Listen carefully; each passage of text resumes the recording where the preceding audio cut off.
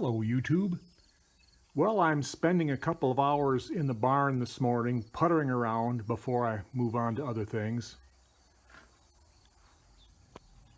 I've been doing a little bit of small engine work in here. I had a rainy day a couple days ago that I spent working in here. One thing, my neighbor bought a new zero-turn mower, and his old mower here, it's kind of beat up and was leaking oil like a sieve, and they wouldn't give him anything for it on trade-in, so he gave it to me. So I'm going to fix it and use it around here a little bit. It's got a Briggs & Stratton Intech 22 horse V-twin here. The reason it was leaking, the crankcase gasket just down behind that cylinder was bad. Apparently it had gotten brittle and broke, and that's where it was leaking out oil pretty badly. So I took it all apart, honed the cylinders, put some new rings on it, and put all new gaskets and seals in it. So I'm reassembling it right now.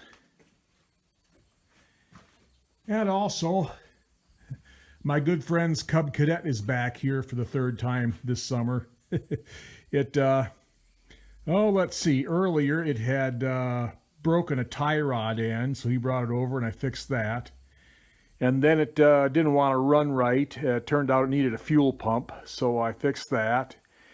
And now there's a bracket underneath it that this little lever there on the floorboard where you engage reverse, that bracket come loose, so you can't you can push it, you can't back it up anymore. It won't back up, so I need to drill that out and put a couple new bolts in there so reverse engages.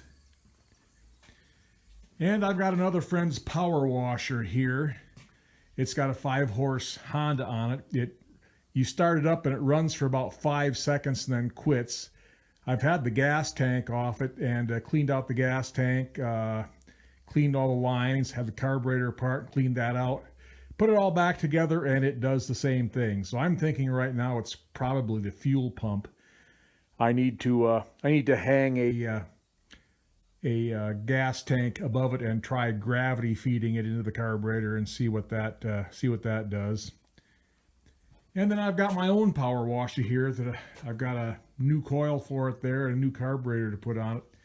See if I can get my little 3.5 horse Briggs on that thing to run decent again.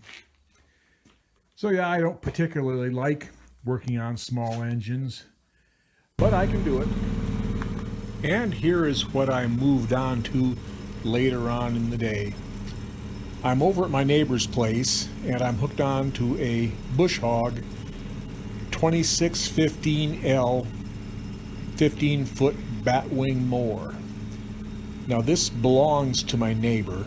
He bought this years ago, and for a lot of years he has had, there is a gentleman that he has do some work for him most summers, and he has this gentleman bring his tractor over and hook on to the mower and mow all the open areas around his farm. If you keep after the open areas, keep them mowed back, you don't have the brush encroaching on them. And unfortunately, the man that my neighbor has had doing this for a lot of years, his health is deteriorated to the point that he can't really do it anymore, and so I've kind of taken it over this year. I've got the 1486 hooked onto the Bush Hog here, and I'm taking it kind of slow because this is the first time I've been hooked onto this machine.